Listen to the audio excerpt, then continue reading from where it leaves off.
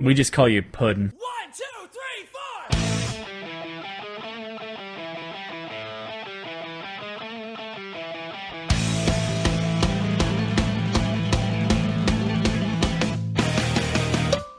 Welcome to Cog Talk, a podcast brought to you by Cogstop Productions, home of podcasts, tabletop, and geek talk. 12 Years Hollow, the Cog Talk theme, is written and performed by Bear Ghost. To listen to this track and more, check out www.facebook.com/BearGhostAttacks. Hi, welcome to Cog Talk, a Cogstop Productions podcast. I'm Patrick. I'm Scott. I'm Amanda. I'm Josh. And today we are recording from a garage. A very nice garage. Yes, very nice indeed. Speed Racer's garage, folks. Liars! Nope. No! Absolutely. No, this is your garage, not Speed Racers. Chim Chim and Speed wouldn't be hanging out in my garage. It's illegal to have exotic pets in Arizona. Yeah, hence why since Chim Chim here's, we're obviously in Speed's garage. No, we're not. Racer X is scheduled to be on the show today. Bullshit! You know what? I'm going to text him, and now he's not going to come. He doesn't like your attitude. Therefore, You're I'm a negative right. Nancy. So what? He doesn't. I'm He doesn't like honest. negative Nancys. I'm honest. You mean there could have been other awesome characters on the show, but they just don't like his attitude? Yes. That Yeah. means they're bitches and fictional. Well, okay, so if you want to prove your honesty, tell me about that fucking movie you saw today. What movie did you go see? A Million Ways to Die in the West. Seth MacFarlane, right? Yep. It's a story about this guy, Albert, and girl issues, which is a really modern take on the old West kind of stuff, because it used to be like, oh, you just stole my girl. Now it's like, but my girl left me, and I'm kind of depressed about it, which is the newer thing. I was about to say that whores were more prevalent in the 1800s, but I don't think I don't think that's not true. I think that there are equal amount, if not more, whores today. Strictly based off world population. I would say and- there's So still. you're saying and percentage Thailand. of whores versus not whores? Yes, Well, yeah, you probably could be right. Thailand. Define whore. Someone who fucks for money. Okay. But not all whores are bad. Some have a heart of gold, like Sarah Silverman's character. Or, oh my god, I forgot who played Pretty Woman. Julia Roberts. Thank you. I'm so glad we have Amanda on today's show. Otherwise, I'd be fucking lost on female leads. I know Richard Gere. That one came to mind right away. Oh. But how was this movie? How was A Million Ways to Die in the West? It was actually a lot of fun. And now, it wasn't one of those comedies that are just like, it's all uphill for it. You know, it's just great and just gets better. It has its ups and downs, but for a good portion of the movie, I was laughing till it hurts. Okay, and that's kind of like how I feel that you have to rate comedies nowadays is, did you laugh? Like, none of them are going to have this, like, epic story kind of arc where it's like, wow, the character discovered himself, because that happens at the end of every comedy movie. The character discovers himself. Yeah. Or herself. Holy shit, it does. Yeah, you didn't know that? I was thinking, nope, the mask, but then there's the final scene where he's on the bridge. And he tosses the mask because he's like, I don't need this to get I off. know It who just- I am. Yeah. I don't even remember that scene in the movie. Billy Madison, not an asshole at the end of the movie. He's an asshole with a heart of gold. So it's not an asshole. It's not just an asshole. They've taken a step forward in life, typically at the end of comedies. Yeah. It's never like, oh, I'm an asshole. And it's like, now I'm just an asshole that does heroin. My life is great. Wait, what about The Hangover, though? Did they really find themselves at the end of The Hangover? They became a wolf pack. Yeah. They all became kind of friends, even though they're still a little At the end of all of them, they always got tighter. Yeah, every character in The Hangover found himself. The dentist guy became a little bit more open. Yeah. Well, not open, braver about Yeah, things. Bradley Cooper. I'm making sure I'm saying that name slower this time. Bradley Cooper discovered that, hey, he can be a really nice guy. The Dan Band got to play at a wedding. Everything was right. That's right. I measure my quality of success with the Dan Band. Okay. All right. I'm not going to argue that measurement. So, now I gotta ask, on par with his other movie, Ted, was this better than Ted? Was it equal to Ted, less than? Or was it, like, just completely separate? I think when it comes to it, it's like you have there are two separate movies that happen to just be by Seth MacFarlane. Okay. Well, I figured that they would have the same kind of comedy style, or is this more like Family Guy, where it's a lot more like kind of like skits and gags as opposed to the longer form that Ted had? It's more like the difference between Family Guy and the Cleveland Show. So this They one got haven't- canceled? No. They have a different eccentric theme. Like Ted is the story about a dude and his, teddy bear. This is about being in the Old West. Like even the graphics for the introduction were those of like old Western movies. Nice. So they had like a lot of throwbacks to actual old Westerns. Were there like pop culture references, or was it just the style? Great Scots there were. It's awful. Sorry, I apologize. But yes, there is a Back to the Future reference in that movie, and it is beautiful. Oh my God! Did they get Christopher Lloyd? Yes. Yes.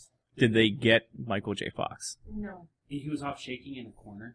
Oh, And we Parkinson's. find out, once again, Josh, you're a dick. A little bit. It was funny. Fucking amazing joke about Michael J. Fox. Yeah, no. It was a little easy. It's all hanging fruit, but it's still funny. It was Incredibly insensitive. it was tag team dickery. I'm sorry that shook you, Scott. That was bad. I should have said that you were shaken by that statement. But other than that, it was a great movie. Yeah, it was a really good movie. I really enjoyed it. Good. I'm gonna have to go see it. And it's on my list. I'm not sure if I'm going to see it in theaters. I think that comedy movies are more of those that you have to see with like a large group of friends to enjoy. Like the best part about seeing a movie in the movie theaters, for me, is the conversations afterwards. Yeah. Like directly reflecting on it. It's like, oh, that part was great, and I love this joke, and blah, blah, blah, blah. Well, that's good for any movie, though. But that can But also that back. actually enhances the experience of a comedy movie, where if you see an action movie, the explosions are fucking awesome, and you really don't need to tell people that because they'll assume the explosion was really fucking awesome. Yeah, the only thing they have to talk to afterwards is your heart on. But the only thing with any movie What do you is do with this phone? Exactly. Thank you. Proceed, Amanda. Follow the So anyways, Pat. Shush. I was gonna say the bad part of any movie though, comedy, action or otherwise, is you've always got that one friend or those couple of friends that are like, that movie was fucking shit. I didn't like it. This sucked, this sucked, this sucked. That's why you really review the group you're going with. Yeah, I've ended some relationships over Pulp Fiction disagreements. You're a little I need you to obsessed. tell me that story. You're sometime. a little obsessed. Tarantino's a fucking god. It's not. Yes. It's not. See, I say not, and I'm still wrong. I have not been smoted. Smited? Smoted? Smitten? No. Oh, he's definitely smitten. Oh, I see those Smited. rosy cheeks when he walks by. yeah. And he's all like, I'm an expert in dialogue. And you're like, I am completely smitten with you. Classy. You are, that's why you're called the Black Stool. I had to do it. So, I know that Arizona's got a big event coming up. Yes, it does, actually. Thursday. Between Thursday and Sunday, that's June 5th through the 8th, Phoenix ComiCon is going to be at the Phoenix Convention Center. Now, I know of Comic-Cons and, comic book conventions and stuff like that. I've never been to one myself. You should definitely go. I should definitely go? It's a lot of fun, especially PCC. We've had, I think last year we were rated 7 in the nation for biggest convention, comic book convention. This year, it's speculated that we'll jump 2 to 3 ranks. Nice. I know some of the people that we're getting are like Nathan Fillion. Yep, Nathan Fillion, Mark Shepard, who plays Crowley on Supernatural. Not to be confused with Commander Shepard, who plays, the badass of Mass Effect. Yeah, no. No, nothing, never close. No. No. I could see Mark Shepard playing an older Are we version. his favorite convention on the Citadel? We're Yeah, also stare at getting- me with that joke. Yeah, you were gonna laugh. Stop being such a hard ass. I was going to laugh because it's a joke, but I haven't played Mass Effect. It's not that hard to understand. It's not about understanding it. I don't like the style. I don't like the futuristic style of it. I prefer the Elder Scrolls. But you like Dragon Age. That's not futuristic, dude. It's the same. No, it's no, the same engine. Same people make that. It does no. It doesn't matter. It's the timeline. I want swords, shields, and magic. I don't want You can't tech appreciate and space a travel. Fucking joke about sponsoring someplace. Anyways, ComiCon. Yes, we're also getting John Barrowman. Who? John Barrowman plays Captain Jack Harkness in Doctor Who. Also Malcolm Merlin in Arrow. Speaking of Arrow, we're getting Stephen Amell and Manu Bennett, who play Oliver Queen and Slade Wilson, or Deathstroke. We're getting Richard Dean Anderson, who was, as everyone should know, MacGyver, as well as... I want him to sign my duct tape. I'm sure he gets that a lot. Or a pack of gum. That too. Or my mullet. I don't think he gets that one too often. Yeah, my nice feathery... Was it a mullet, or was it just like a feathered hairstyle that MacGyver had? I think it was more a feathered hairstyle, because it's not like it was long in the back. It was... Well, I'm not talking about trailer park mullet, but more like I a... don't remember Not a having a mullet. mullet. Yeah, it's still not something I would qualify as. Well, it was like Mel Gibson's mullet. Where it's really short in the front and then longer in the back. I don't know. I'll ask him when I go see him. Well, I may be there also. I've been working some connections. Their names are Scott. Oh, really? Yeah, because Sounds I know that you frequent the Comic-Cons. I have to. I work with the Department of Zombie Defense. At which point, Where the zombies will hit first. yes, as a Oh, point... you bet your fucking ass! If a movie's not made about that now, we will make it. About zombies at a comic book convention, and it ends up that someone has to beat down zombies with Captain America's shield. Replica, but durable. Oh, God. Think about what could happen at zombie apocalypse on a Comic-Con level. Coming soon to Netflix. Zomicon. Oh, God. It's gonna fucking happen. Yes, it has to. Yeah, the Department of Zombie Defense is there. Every year they run the Zombie Walk, which is on Friday nights. This year they've got their How to Survive the Zombie Apocalypse panel, as well as at their booth they're going to have a Nerf gun shooting range, so you can practice your aim on some zombie targets that we have. What? I see Josh having an aneurysm. Alright. Nerf gun shooting range to practice your aim. First of all, the physics for a Nerf dart are entirely different from that of a bullet. That's why you So work that your is way an up. entirely invalid, practice. Second of all, Second- it's a Comic-Con. We can't have real guns I out there, and it's more I for the know. kids than it is for anyone I- else. Second, who is the fuck is the authority on zombies when zombies are not something that actually exist? Well, But when there they- is a zombie survival Max- guide. Max, Work of fiction. Doesn't matter. Somebody still wrote it. listen, Work of fiction. Josh, Max Brooks and Commander Hayes. Those are your authorities. Zombies don't exist. First of all, with a name like Max Brooks, I am leading this. This man can lead me anywhere in any type of crises. Because that's the guy that lives.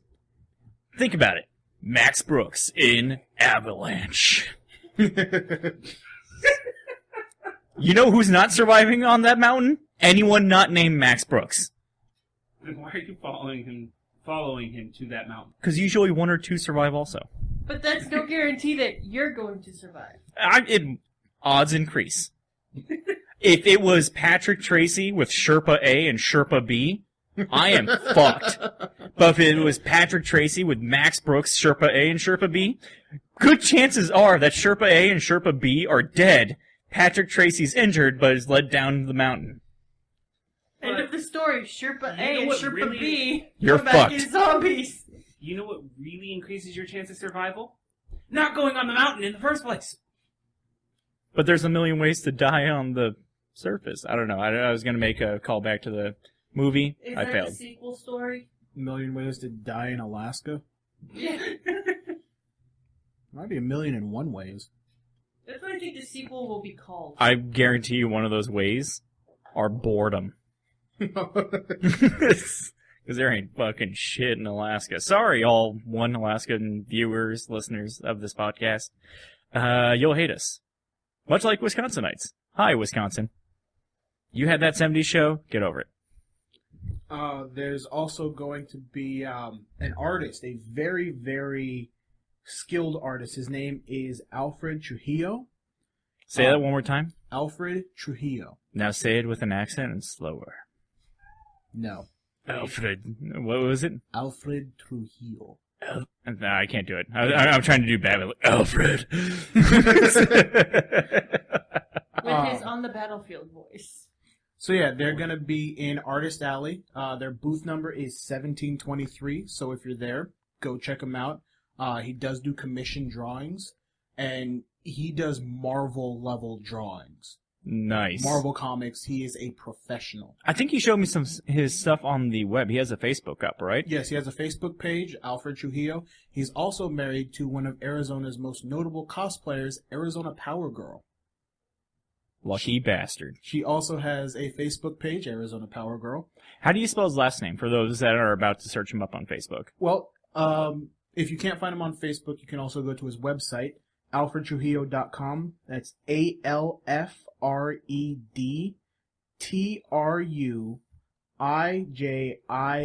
ALFREDTRUIJILO.com. If you gave me 10 million years, I would not be able to spell that last name. So thank you for spelling it out for me.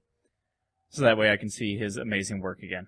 Oh, yeah, it's gorgeous. Because I don't believe in bookmarks. Well, my favorite thing is that he does commission work. So if, let's say, Cogstop were to all take a photo together, give it to him, he could draw it in the style of his comics. Yay! And he does original work, too. At least 3 fat guys as superheroes. That's going to be great. Yeah, I think it's something worth doing. There's going to be 3 versions of the Blob on that.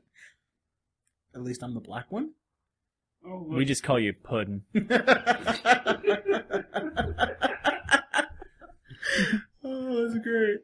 I know that a lot of Comic-Cons, like I saw them all at the Renaissance Fair, which is kind of more my cup of joe, but it's just because of the availability of Comic-Con, it's never been one for me.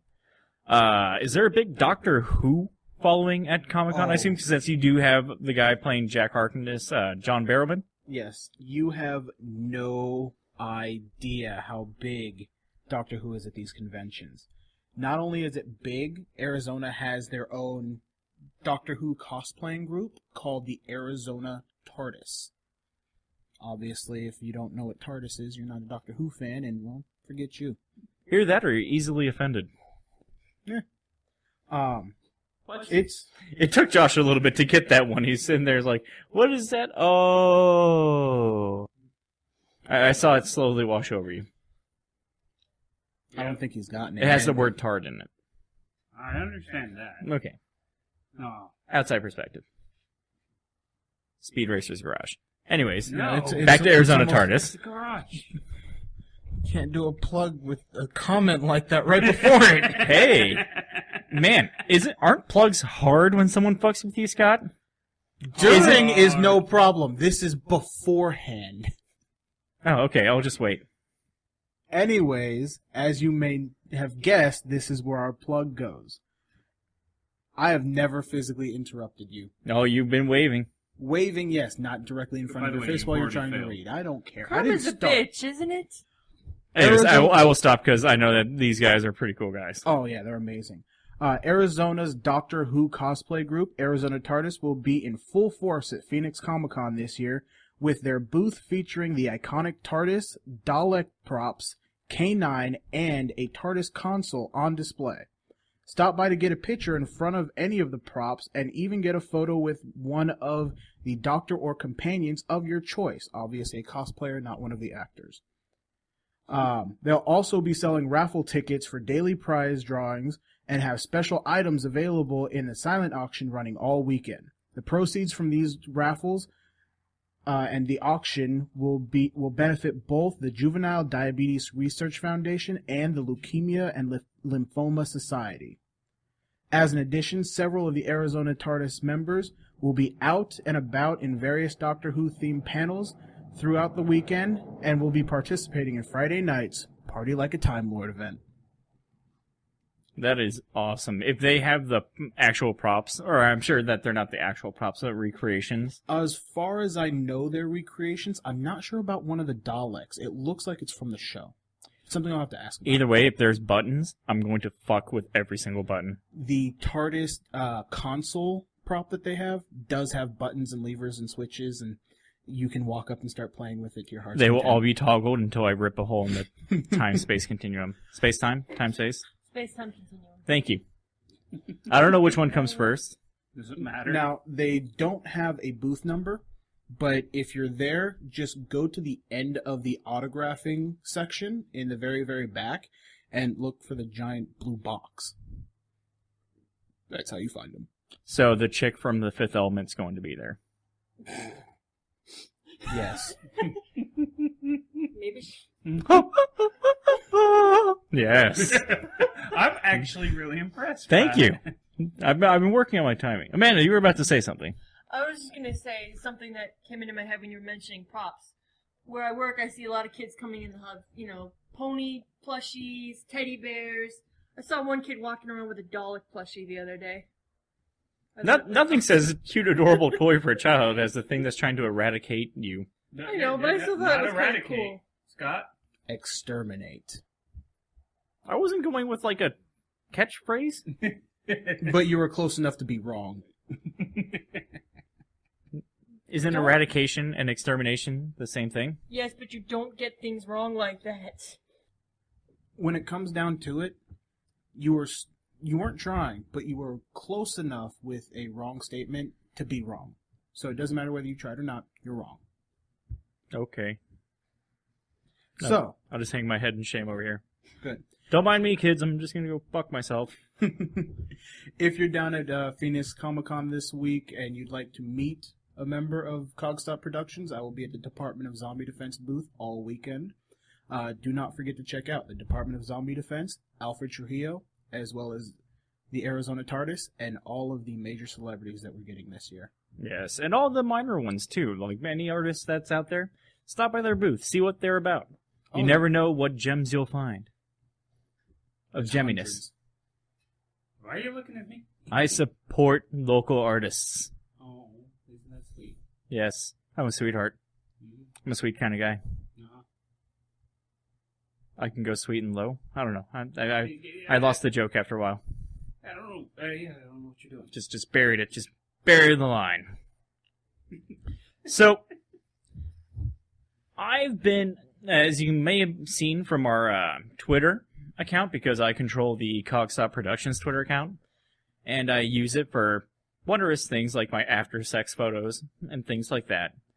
And I've been posting up that I've been playing Final Fantasy VIII in the past week. Wow. Yes, I know, because it's my favorite. It is so good. What console have you been playing it on? PS3. Okay. If I had my original PlayStation with the original discs, I would play it that way. But I don't. Mainly because my PS3 likes to start on disc 2 for some reason. I'm only on disc 1 still. So I have to switch discs in the middle of it anyways. But, I love that game. I'm wondering, what are your guys' video game throwbacks? Like, what's a game that's like, I don't know, a decade old now, that you could still pick up and play, and have a reasonable amount of fun? It's never going to be as good as the first time that you played it, but it's still a game that you find yourself drawn back to and you want to play again. Oh, that's easy for me. What's yours, Josh? Mine is for the Super NES, and that is Secret of Mana. Oh, wonderful game. I could kill bunnies. Those little hopping block bunny things all goddamn day.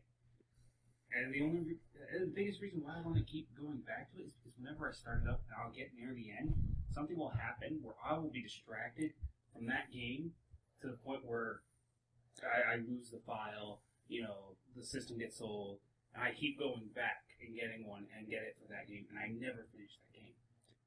See, sorry, RPGs like that, for me, I have a similar problem, but I'll stop playing them for a while, and I will forget where the fuck I am and what I'm supposed to do. I'll come back to them 3 months later and where the fuck am I? Like, I've done it with Final Fantasy games enough. So like I'll be on disc 3 and it's like, oh okay, I get what's going. I don't know what's going on. Yeah. I need a game journal to be like day 76. Killed more bunnies. Screw main quest. Flew on dragon that I call this little spin drum. You know, Spin drum? yeah, the little ones where you used to go like this, and you make the little walls that hang off the sides go do do do do do, and that would call the dragon that you could fly around the world on. Children around the world are fucked. There are dragons everywhere. No, it was just like the last dragon left, and it happened to be his favorite toy, and whoever he left it to take care of it, and that's how you get to call it. So it was just a neat little stupid like item. But riding the dragon itself is fun.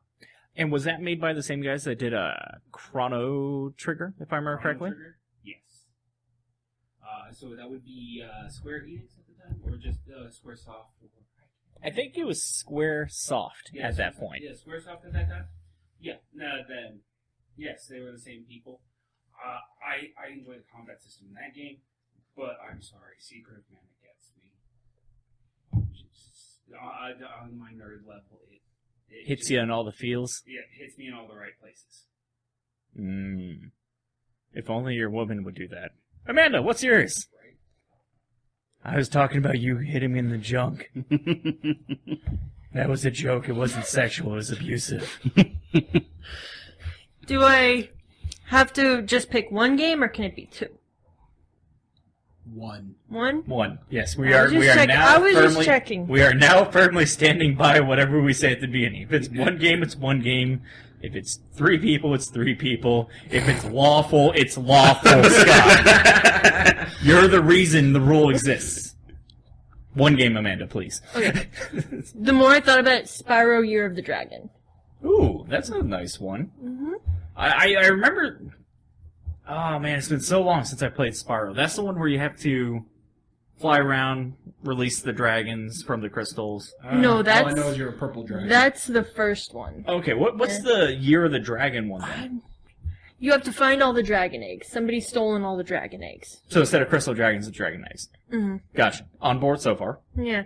And then the problem is I didn't play all the Spyro games, so as I was going through it, you meet up with different characters like, oh, hey, remember me? And I'm like, never seen you before, but okay. It's like the most pivotal character in the whole game series, and it's like, hey, guy. Pretty much. Like, there was Sheila the kangaroo. They're like, oh, hey, we played this. I'm like, sure, or whatever. And then you went into a certain world and you got to play her as a character. Or, Why are Hunter the dragons hanging cheetah. out with kangaroos? I haven't the faintest idea. Wasn't there when they met. Like, what skill set? That's like a millionaire hanging out with a construction worker. There is a millionaire character in there, and you always have to give him gems to open doors. So, there's a million... Is it a dragon? No, he was like a bear, I think. It It has been that long since I played the game. so he was a million bear. Sure. God damn it, Pat. What I'm saying, he's just buried in gold. Gems. Whatever. You know who you'd get along with? Barbara Dunkelman from Rooster Teeth. Yeah, I think that would be a nice little pun war. Oh yeah. Because I've heard some of the stuff that she comes up with. What about you, Scott? What's your throwback? Well, I was gonna pick one, but then I changed my mind when Josh You can put out only his- pick one. It's And been that's what I established. I changed it. I had one, but I changed it because Josh had his. I'm going with the PS2's Gauntlet Dark Legacy. Ooh. Yeah. Run around, beat 'em up, hack and slash. Yep. Good The man. only way to go for me. The bird's eye view dungeon crawlers of the past. Oh. Yeah, Gauntlet Dark Legacy. I played that one first because there were other ones before, but that was my first experience with the game. I remember going over to my friend's house. I rode my bike. We played Gauntlet for 6 to 8 hours, and then I rode home. But it was straight 6 to 8 hours. And Dark Legacy was also on the N64. I think that's how I remember it, right? I don't remember it on the 64. I think remember maybe it on PlayStation. I know that it wasn't the original Gauntlet. I think a Gauntlet came out for the 64. Anyways, but it had a... If I remember correctly, that was one of the few that used the multi-tap, right? Where you can play 4 players on the same screen. Yes. And the thing I remember about that game the most is, God, I fucking hate traps. Oh, they're everywhere. And you think you memorize what they look like, and then the map changes so they look completely different. Like, it'll be the same style of trap, and it'll be the same, pressure plate, but the pressure plate looks completely different. And it's like, what is that? I'm going to step on it. Nope, I'm dead. I just remember them always coming up for the most inopportune time for me, where it's like, well, I'm really low on health, we finally beat that boss, and I'm feeling pretty good about myself, and blah, poison dead. and it was, I would get so fucking mad. Oh, yeah. So fucking mad. I mentioned Final Fantasy VIII before, but there is a game that falls in line with yours. Okay, so you get 2? No, because I didn't go off on Final Fantasy VIII. I just mentioned that I was making Twitter posts, tweets. It was his introduction. It was the introduction. It was a segue. Get used to them. Mm-hmm. You'll need them. What, am I taking over the podcast? No, I'm just saying that you're going to be too fat to walk. Wow. Oh, okay. You just say you're Hey, Stare how down. would you like to go to Flagstaff? Oh, thank you. I don't want hobo fingers. The game that you kind of inspired back into my mind was Baldur's Gate. Oh. And I played that before I even knew about Dungeons and Dragons or anything like that. It was same thing as Gauntlet, top-down hack and slash, but it had this nice inventory system where you can actually get like upgraded weapons and stuff like that and assign. It's kind of like Diablo, but I played it on the PlayStation. And I just remember going around and beating the hell out of everything. In the second one, I was a barbarian, so I got to dual wield. And I would just feel like a fucking boss on that, just running around with 2 giant axes like, I'm the king of the world! Yeah, that was the most satisfying thing about those games. This is the absolute, like, splat noise that every enemy made as they fell in front of you. Or just popped when they died. That, I'm not gonna lie, me and my younger brother used to play it, and we used to, cheat in the beginning of the game a little bit. Because there's that option where you can drop all your items and quit out before it saves, and then load your character back up. And it would double your inventory. Yep. Yeah, we did that a couple, dozen times. But you at least remember to pick up in between it and you didn't glitch out your game, right? We did that the first couple times. We didn't have the pattern. We were young. I said a decade before. This is dumbass 16-year-old Pat at best. Not brilliant 26-year-old Pat. Oh, okay. Mastermind even. Genius, some would say, but I'm modest. No. In the same vein of video games, I'm not sure if it's come out yet because I don't have a Wii U, but Smash Brothers is making a return, right?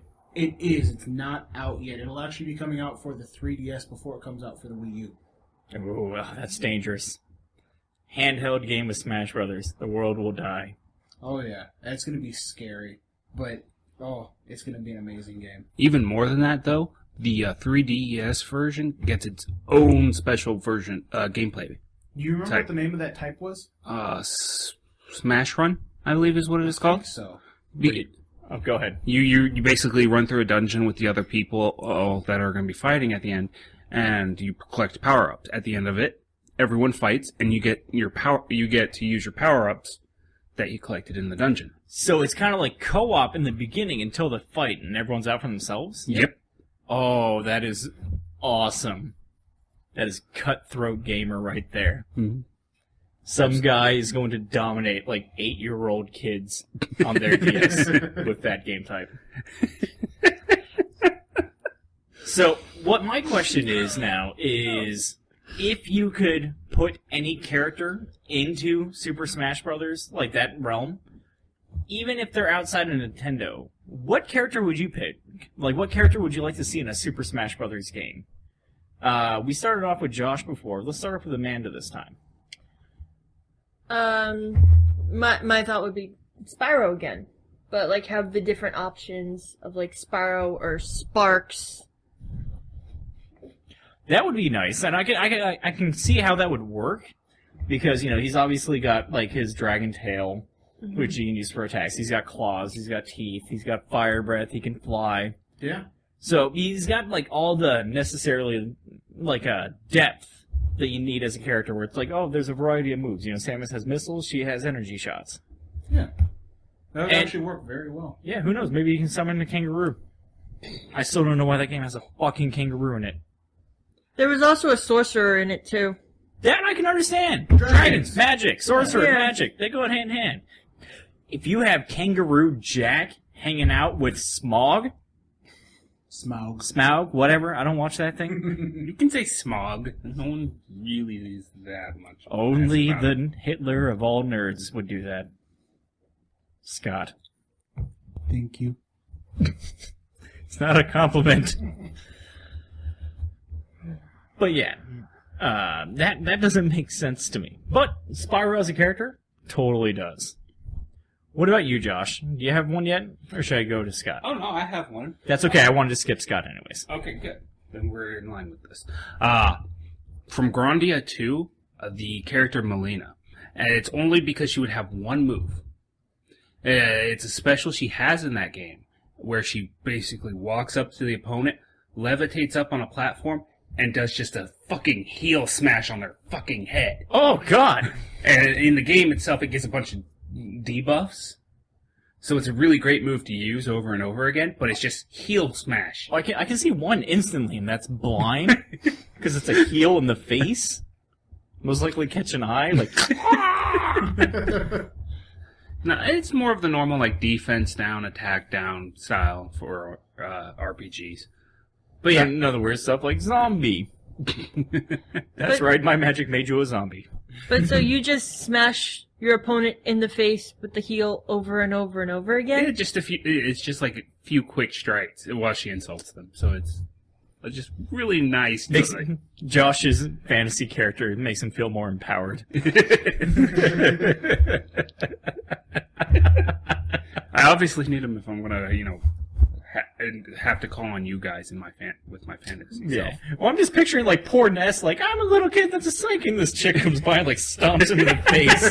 God. You big-headed Canadian looking, because I'm going with the Canadians from South Park. He looks like one of them. Fair he just, enough. He just is his head a little bit more like flappy, and he's totally a Canadian from South Park in my mind. But that's because I never played Earthbound. Oh, It's older Ike. Ike becomes a psychic that saves the world. Ike is Ness from South Park. Oh God! It's like a different, like parallel time. Like if he never went, if he Yeah. never got adopted and sent to Colorado, he'd be a psychic. Oh God, Scott, please go. I would have to go with Yugi Moto from Yu-Gi-Oh! Specifically, though, I have to go with when the Pharaoh takes over Yugi's body. What game? Like, we qualified this with the game, so you have to give me the game. Well, there was the You Game better not Boy be vague. Advanced game that was the Yu-Gi-Oh! Trading game where Yugi Moto was a character What in the was game. it called? That doesn't matter. The game Probably exists. Yu-Gi-Oh! I would assume. Yu-Gi-Oh! The video it's game? Probably something like Dark Prophecy or, So you gotta know the name of your Yeah, game. don't try to make it seem like you're smart. I see you on your phone over there. Yeah. For mine. He's I Googling under the researched. table. Yeah, he's Googling under the table. I Hey, do that's wanna okay. ask- He came prepared. In that instance, then, what exactly? I mean, What are his attacks? is he a main character of the game? I totally Specifically, picture it I don't. Ace Attorney style from Marvel vs. Capcom, where it's just like throwing cards at them, like, get away, get away, get away. Does that mean there's also a chick that runs through and when she's done attacking, runs off looking like she's crying? Or am I thinking of a Probably different character? Joey shows up. And does the same exact thing. Yeah. Joey wasn't a pussy. And no, it would be more like the Pokemon trainer, where because it's the Pharaoh and he has the power of the Shadow Realm, he plays the card and summons the creature into existence. So you get that like little furball thing, or you get like the Dark Magician. And that's who I was going with. His three monsters are Karibo, the Dark Magician, and I was going to say the Summoned Skull, but I'm switching that up to the Blackluster Soldier. It should be the Celtic Warrior. There was a Celtic warrior in that show. Yeah. Did he just look like William Wallace? No, he looked like an armored up Link. Yeah, he was a badass Link. Oh man! After thinking about mine, it's kind of a go-to, and it's because I don't think Microsoft will ever Master get. Chief. Yes, absolutely. Like, I don't think that they'll ever get their own version of Smash Brothers. Like, because PlayStation had the PlayStation All Stars. Yeah. I would love to see Master Chief in it. And it's because you have, like, the grenades for the long distance kind of thing, and that's fun because you can switch it up between the fragmentation grenade or the sticky grenade, and it would just be fun to stick people in that game. And then, like, his melee would be a mixture between the energy sword and the gravity hammer, plus some, like, close combat moves. Maybe some of the ranged weapons, like the sniper rifle, would work, like Samus's beam cannon and stuff like that. What would be his smash? Spartan laser. It Spartan seems- laser as a straight blast across the screen. See, to me, that seems too weak. I think Well, you would pump it up a little bit. It would look dynamic. It would look... I was thinking more like he jumps into the air and comes crashing down on everyone. And he's like armor locked in some badass position. That would kind of be cool. Like, ODST comes in and helps him out. Maybe does like that screen shooting thing like Snake did with the grenade launcher. Yeah. I could see that too. That would work. Or maybe he just spins around a circle and starts throwing plasma grenades fucking everywhere. He never did that in the game, but I did that in multiplayer all the time. Just panic and start throwing. God help me! Suck it! Suck it! Suck it! Oh shit, I'm out of grenades. Yep, just continue running in circles. Confuse the enemy. Serpentine. We still got a little bit of time left, so I wanted to bring this up. Scott, you showed me today that Nicolas Cage is making another movie, which is not a surprise. But the movie is.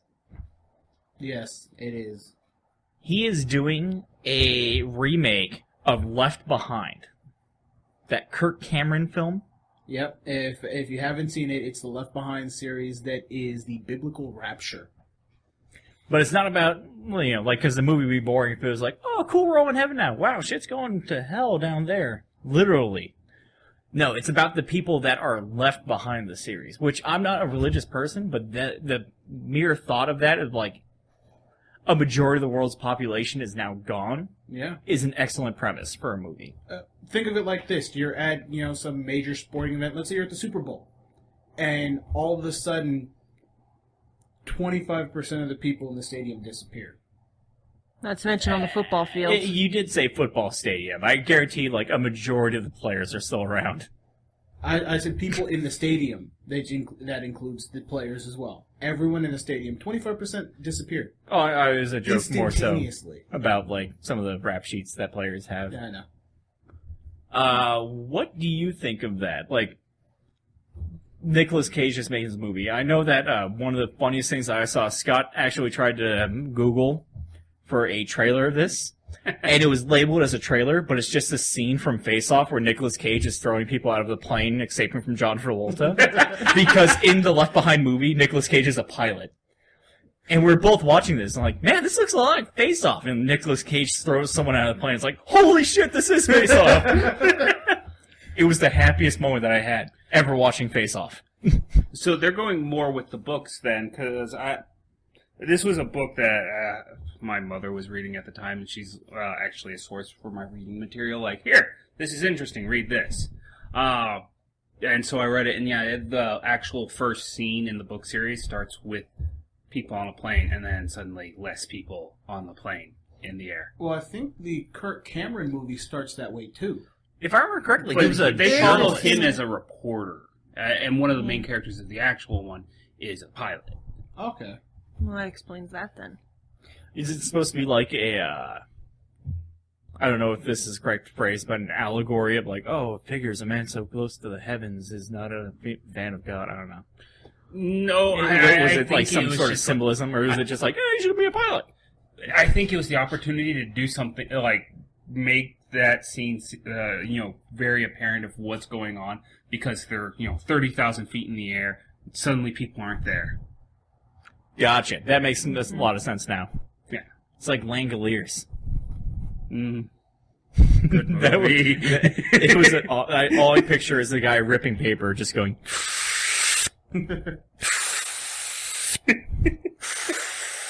I'm not sure how that's coming up on mic. So if I just made your eardrums bleed, I'm so sorry.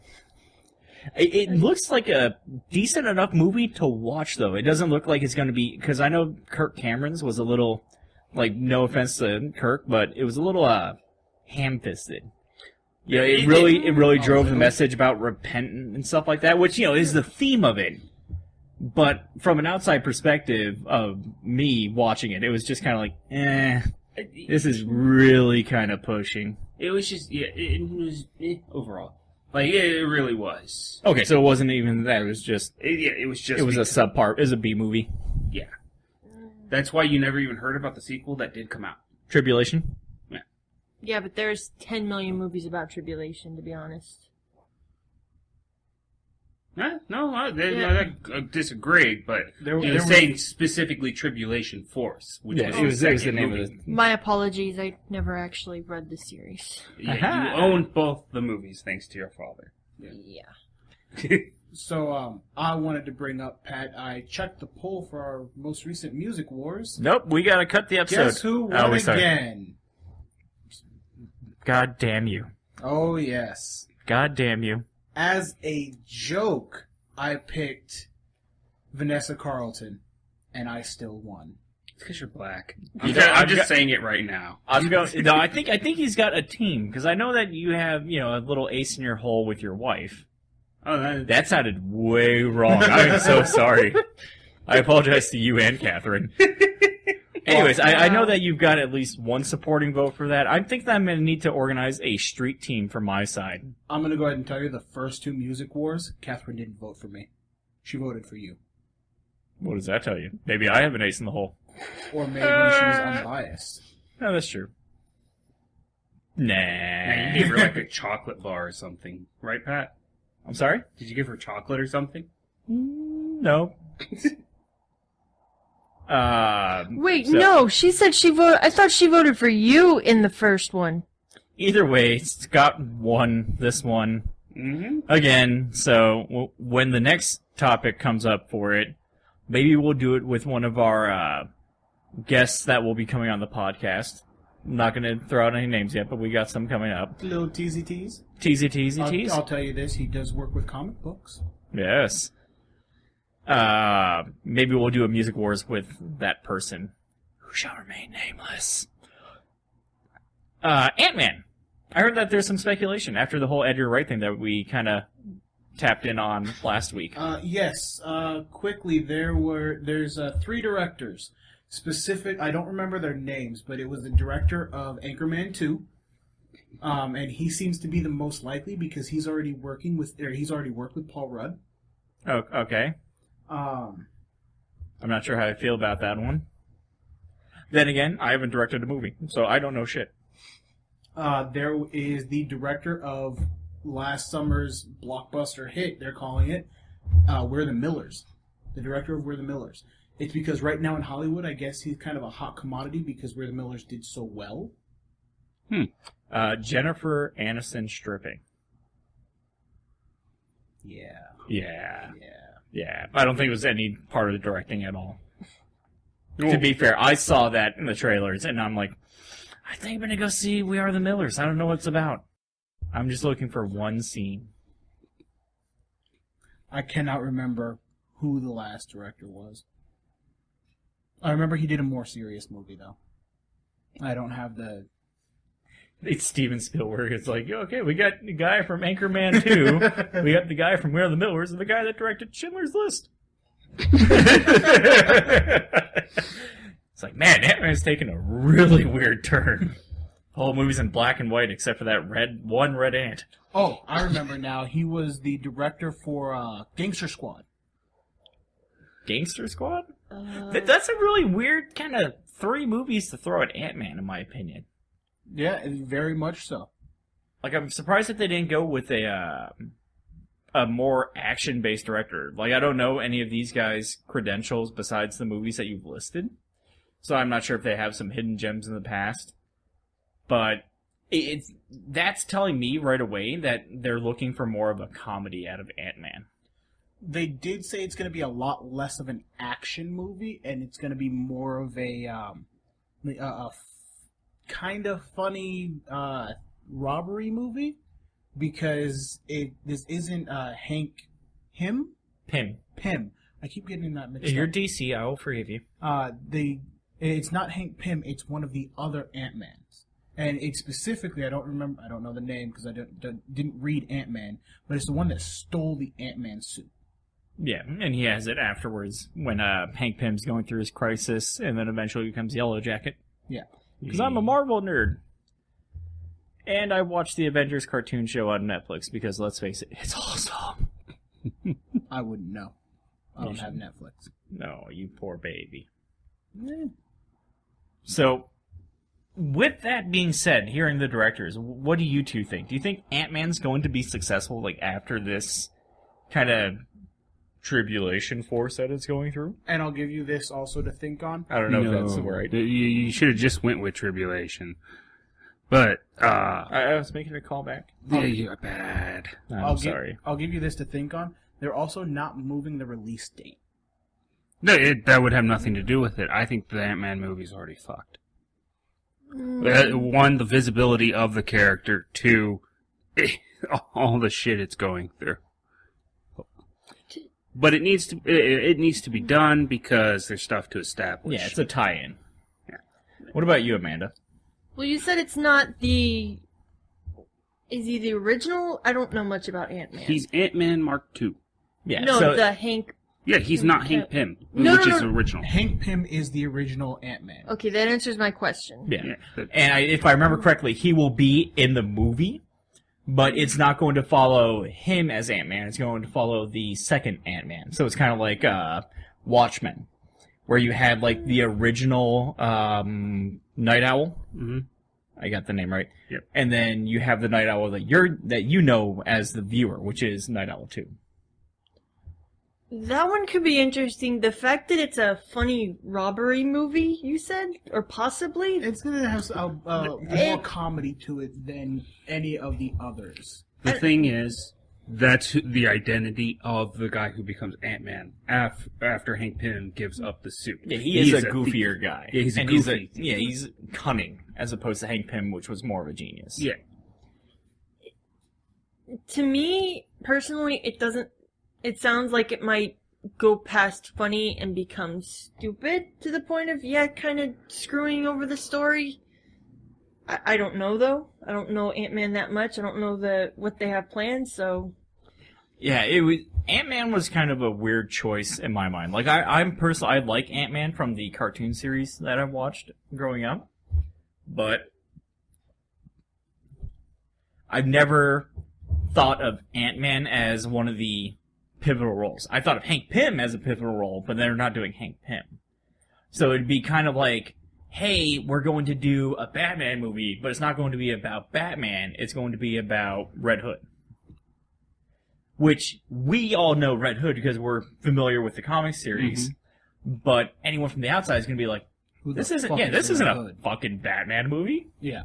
It's like, oh no, it takes place in Gotham also. I don't know. It's a weird choice. I hope that it does well. It's kind of like the Gotham City show that they're making that doesn't have Batman in it because it takes place when he's a kid. So then it technically does have Batman in it, but it's not it has him as Bruce Wayne. Batman. It has Yeah. Bruce Wayne, not Batman. That's different. And more so, when that show ends. That show ends the moment his parents get shot outside a theater. And if someone calls spoilers on this bullshit, I swear to God, I'll shoot your parents. Don't make I'll make that. you into Batman. Do you really want to do that? If someone calls that a spoiler, like Batman's origin story involves his parents being shot, someone doesn't know that. No, I was going to say, do you really want to make a Batman? Yes. But to my knowledge, the show's going to take more of Commissioner Gordon and kind of like his work in the police force, if I remember correctly. And kind of working his way up through all the corruption of the town. Because, Crime Alley is a big thing, where Bruce's parents get shot. Spoiler alert for those who haven't read anything in 60 years. Or watched anything. Yeah, seriously. Yeah. losers.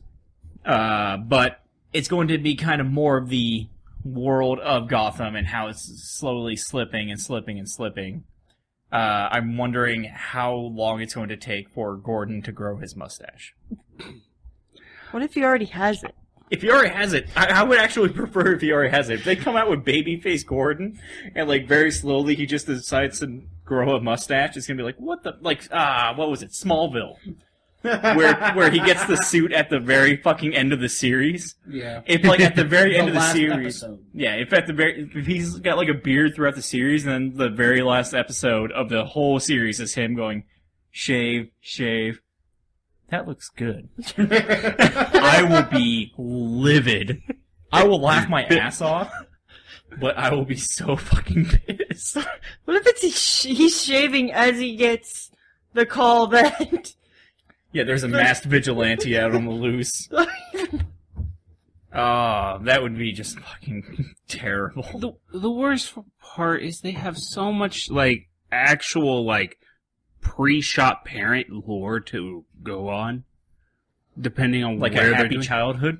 No, it kind of. He was a really ignored kid, let's be honest. They had TV time and that was about it. Sorry, just the thought of like, man, I wish my parents were dead. Oh, God. You're awful. And then he's, You just said you want to make a Batman. Who's really awful here? yeah, you threatened to kill him. He is not the hero we need. He's the hero we deserve. Shut